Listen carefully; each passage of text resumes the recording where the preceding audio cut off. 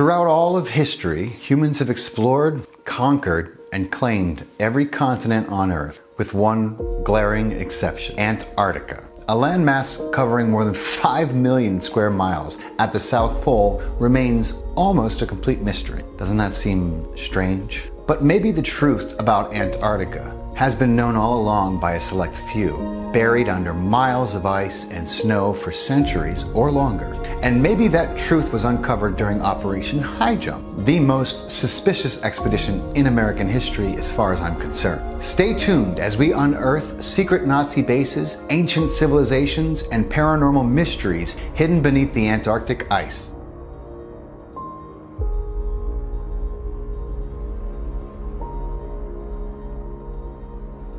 On the heels of a World War II victory in 1946, the United States launched the Navy Antarctic Development Program. Officially, the operation was aimed to train personnel, test equipment, and develop techniques for maintaining bases in the frigid Antarctic.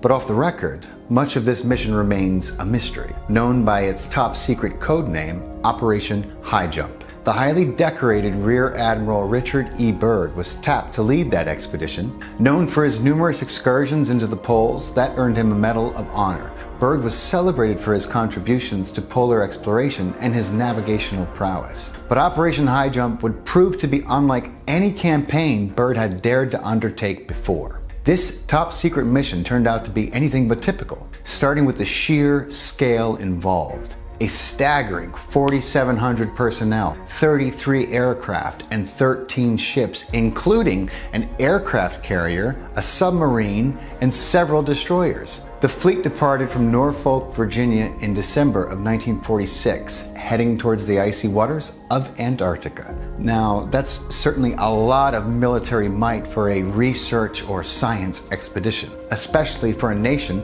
fresh off a victory in the long-fought Second World War. Was Uncle Sam, the undisputed, now reigning king global superpower, really that desperate to train in sub-zero temperatures? Or was there something else more suspicious going on? The mission, slated to last 8 months, began with a series of reconnaissance flights, mapping the Antarctic coastline and interior. But according to eyewitness accounts from servicemen, it wasn't long before things took a very strange turn. A radioman stationed on the USS Brownson reported witnessing bright lights that couldn't be identified by radar emerging from the ocean and ascending rapidly into the sky. A pilot on a Martin boat described an intense encounter where a UFO emerged from the water at high speed, flew between the masts of a ship, and created significant turbulence, which he experienced. The lieutenant recounted that an aircraft was struck by an unknown ray from the object, causing it to crash into the sea.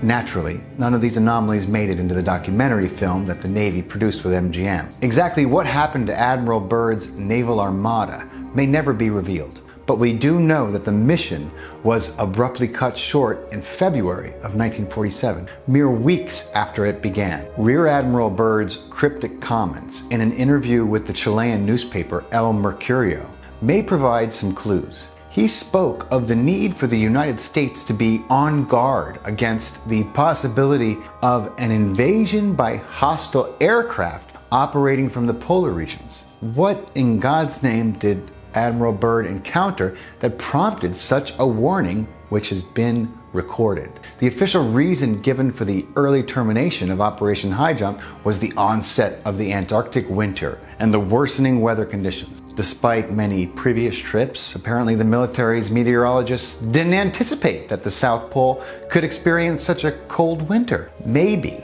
the hasty exit had a lot more to do with a reluctant American president and a stunning Croatian blonde. In late November of 1924, a group of acquaintances gathered for a seance at a home in Munich. But this was no ordinary parlor entertainment. The head of Germany's infamous occult Fool Society had brought the beautiful young Croatian trance medium, Maria Orsic, to channel a spirit for a very prominent friend. Orsic, well respected for her telepathic abilities, was the leader of the Vril Society, a group dedicated to transforming metaphysical energies into technological advancements. And the famous friend hosting the seance? None other than Rudolf Hess, one of Hitler's right-hand men. What happened next kicked off one of the greatest mysteries in modern history. As the seance began, Hess was put off by the way Orsic's eyes rolled back into her head. Her body slumped as she fell into the trance. But Hess was impressed when Orsic began to channel the spirit of a prominent Vril Society leader who'd recently passed on. Suddenly, the session took a strange twist. Orsic began receiving telepathic messages from beings she referred to as the Aldebranians from the constellation of Taurus, scribbling notes in a strange script alongside blueprints and technical data for what looked like a flying machine. The writing turned out to be ancient Sumerian. And to interpret the blueprints, the Vril Society enlisted the help of a physicist and professor at the Technical University of Munich called Dr. W.O. Schumann. If that name sounds familiar, it's because Schumann, who reportedly had ties to the Vril Society, is famous for his groundbreaking work on electromagnetic waves. Rumor has it that Schumann helped turn the plans into a fully functional flying saucer.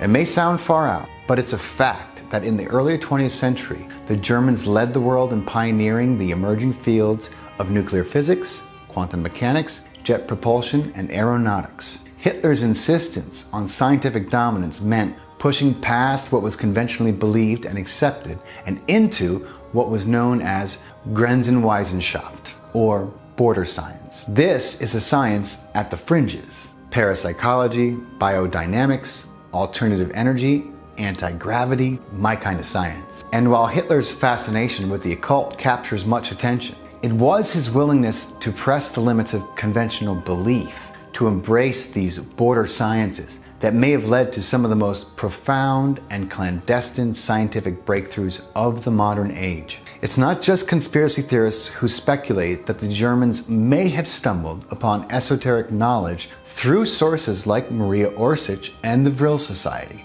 Remember that former American president I mentioned earlier? The dearly departed was none other than Franklin Delano Roosevelt. And as the Second World War was looming on the horizon, he had a very difficult decision to make. The acknowledged history of Nazi expeditions to the South Pole dates back to the German Antarctic expedition of 1938-1939. This mission ostensibly aimed to claim territory for Germany and establish a whaling base. But some suggest a far more sinister objective: the establishment of a secret outpost called Neuschwaben, better known as Base 211. If the notion that the Third Reich was hiding advanced technologies in a top-secret South Pole stronghold seems far out to you, don't forget, throughout the war, Germany demonstrated unprecedented engineering prowess, particularly in the development of advanced military technology and infrastructure. To safeguard their most impressive achievements, the Nazis constructed massive underground bases, cavernous complexes carved into the mountains by a seemingly endless supply of concentration camp labor. The Ries complex, hidden deep within the Owl Mountains in southwestern Poland, remains one of the most mysterious Nazi construction projects. To this day, the exact purpose of this series of underground structures remains unclear, though many speculate that a section known as the Wenceslas mine housed the top-secret technology Hitler knew could change the course of the war. It was called Die Glocke, a bell-shaped craft believed to possess anti-gravity properties, based on the work of men like pioneering physicist Schumann and the renowned rocket scientist Dr. Werner von Braun. Die Glocke has never been found, so skeptics say it's just a legend. But if that's the case, why has it been linked to post-war UFO sightings, including Kecksburg, halfway around the world in Pennsylvania? Among the most impressive Nazi military tech that we know about was their formidable submarine fleet. German U-boats were instrumental during the Battle of the Atlantic, silently terrorizing the high seas. And perhaps these subs had a secondary purpose, secretly transporting equipment, personnel, and valuables to distant outposts like Argentina and Antarctica. In March of 1945, 2 U-boats were launched from European ports. Their mission? A mystery. When the war ended, just 2 months later, Germany ordered all of its submarines to surface, but U-530 and U-977 remained missing for months. Were they submerged deep within the Southern Ocean? What were they doing? U-530 and U-977 finally surfaced in Argentina with nothing but their crew on board.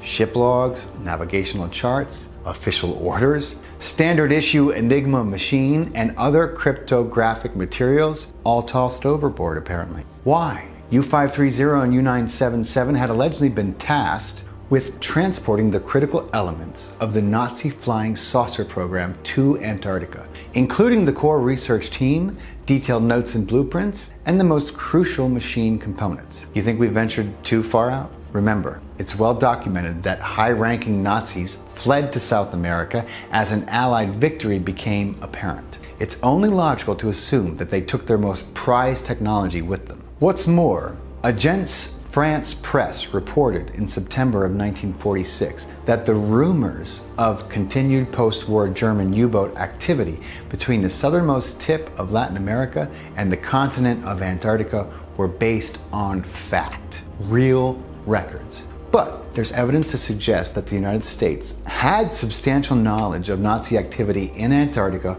well before America even entered the war. In July of 1939, the New York Times reported that President Roosevelt, alarmed about the Nazis establishing Antarctic bases, had ordered Admiral Richard Byrd to undertake a South Pole expedition to thwart German encroachment. But Byrd never made it to Antarctica before the advent of World War II.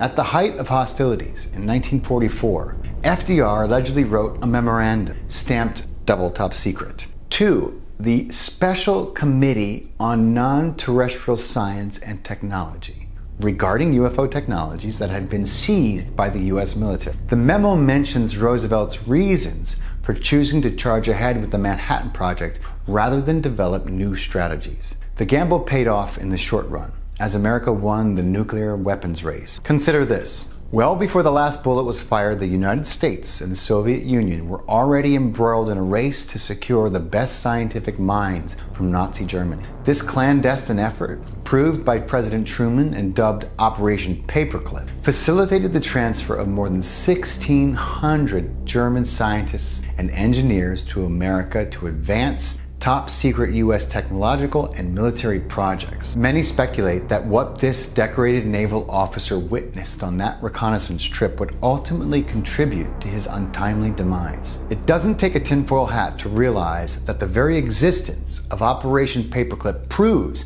that the Nazis indeed possessed advanced technologies, valuable enough to excuse the atrocities by those war weapons, and to welcome the very same Germans who are sworn enemies. These scientists brought with them a wealth of knowledge, particularly in rocketry, aeronautics, and physics. You can probably guess two of the most prized paperclip recruits, as they've been key players in our stories so far. The famed Werner von Braun, responsible for Germany's cutting-edge rocket development, including secret propulsion systems. It's interesting, to say the least, that the man whose mission had been mass murder of American GIs would later lead NASA's Apollo program. And remember the man who helped bring the Vril Society's flying saucer plans to fruition and may have even been the brains behind the Glocke? You guessed it. Uncle Sam made him an Operation Paperclip offer he couldn't refuse. The many brilliant German scientists brought to America by Operation Paperclip no doubt possessed extensive expertise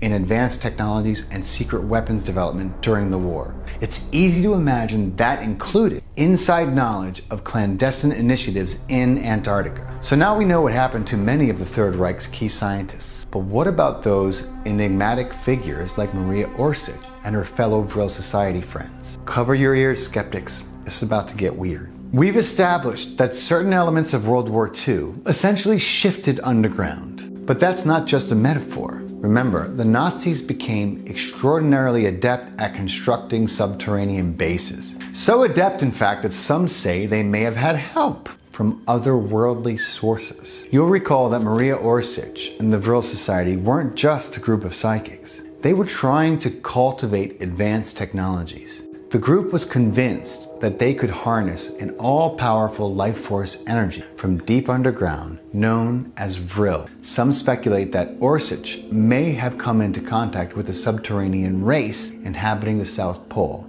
which is pretty far out. As far out, in fact, as recent satellite images which reveal pyramid-like structures under the Antarctic ice. These formations have sparked intense speculation about the existence of ancient civilizations in Antarctica, suggesting that the continent might hold secrets far older than humanity's recent history. What's not in dispute, my friends, is the ongoing discovery of vast caverns, subglacial lakes, and volcanic activity producing balmy temperatures beneath the ice blanketing Antarctica. These findings support the idea that the South Pole could be hiding habitable areas warmed by geothermal energy, which could very well explain the claim of Admiral Karl Donitz, commander of Nazi Germany's submarine fleet, who stated in 1943 on record that his forces had built, in another part of the world, a Shangri-La land, an impregnable fortress. Hollow Earthers have entered the chat. Apparently, even Admiral Byrd may have been a believer. A peek into his purportedly long-lost diary reveals an incredible tale. Byrd writes of taking off on a routine Antarctic reconnaissance flight one morning when his instruments suddenly began acting strangely. He soon finds himself in a lush, warm land beyond the poles, inhabited by a technologically advanced race that's somehow able to remotely pilot his airplane. While it's impossible to verify whether Richard Byrd, the Vril Society, or any of the German occult organizations actually interacted with evolved beings, someone out there definitely knows the truth about the Third Reich's advanced aeronautics program. It's believed that Orsic was committed to using the metaphysical knowledge she received from the Aldebaran star system beings to advance human consciousness. But the Nazis had a more self-serving plan. As the Vril Society set about constructing their flying saucer, the German military allegedly proceeded to do the same, a parallel secret program to weaponize this revolutionary technology. According to a CIA source, 4 of the early German craft are housed at the highly classified S4 facility at Area 51, including 2 of the original Vril Society flying saucers from the 1920s. If the Nazis felt comfortable leaving behind these early prototypes for the Allies to pilfer,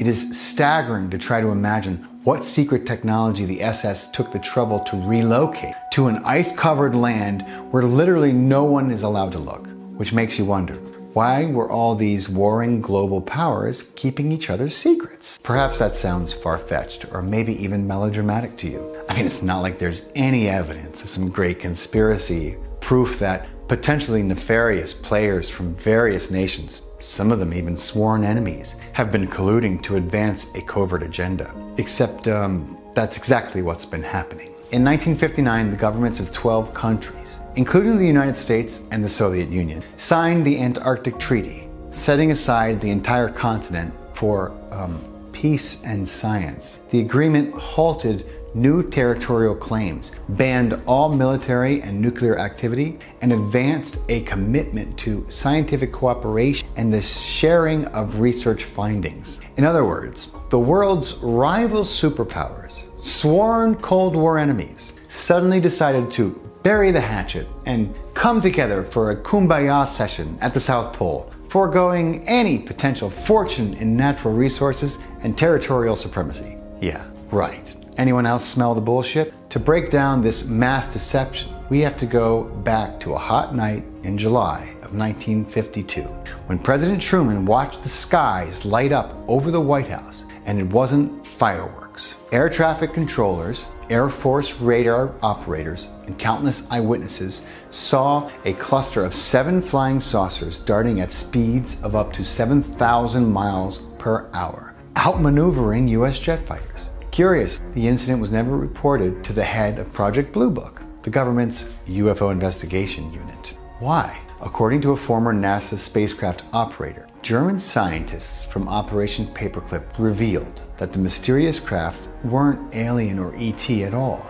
but Nazi in origin, launched from Antarctic bases. Some speculate that this was more than merely a stark reminder that Uncle Sam was sorely outmatched in the quest for military dominance. That it was, in fact, a calculated stunt used to coerce President Truman and later Eisenhower into signing secret agreements counter to the interests of America. Fast forward to today, and the excuse for for forbidding entry to Antarctica is ecosystem preservation.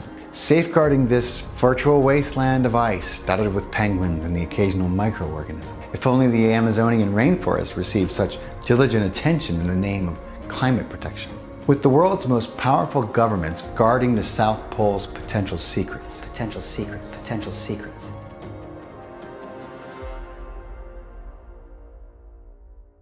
We may never discover the truth about Antarctica, whether it's a geopolitical intrigue, advanced Nazi technologies, ancient subterranean civilizations, or extraterrestrial phenomena. But one thing's for certain, even skeptics can concede that the best way to keep something hidden is to lock it away for good. But maybe that's too far out. After all, I'm sure if Uncle Sam got his hands on top secret evidence showing that the SS had developed and deployed anti-gravity technology in conjunction with an ET race at the South Pole, they would have let us know that by now. Right. We've reached that point in our Antarctic expedition when we questioned the answers, separating what definitely happened from what's certainly possible and even probable. While Operation Highjump and Operation Paperclip are historical fact, the existence of German Antarctic bases housing anti-gravity technology remains speculation. Hey skeptics, UFOs really did buzz Washington, D.C. in 1952. That's recorded. But Admiral Byrd's secret diary? Well, it's bunk. Much credit for this episode goes to investigative journalists Michael Salla and Linda Moulton Howe, living legend, along with Professor Eric Kurlander, whose incredible work we've linked in the show description. I'd also be remiss if I didn't thank Krista Smith for putting this and helping me get this information together for you guys. Thank you, Krista. As for the mysterious Maria Orsic, very little historical evidence is left. She vanished, virtually without a trace, in 1945, leaving behind only a cryptic note that read, "No one remains here." Did she flee on a saucer to Antarctica? Or to somewhere far more remote, meeting up perhaps with her interstellar associates? Here's a curious fact. On the Antarctic Peninsula, there's a particularly conspicuous red nunatak, a mountaintop protruding from beneath miles of glacial ice. It's named after an orange-colored star that's the brightest in the constellation of Taurus. It's called Aldebaran Rock. Thank you so much for watching this episode of Far Out Forensics. Please support our mission to shine a light on the flip side of history by liking, subscribing, and sharing this video. Until next time, I'm Faust Checho, reminding you, my friends, to question the answers.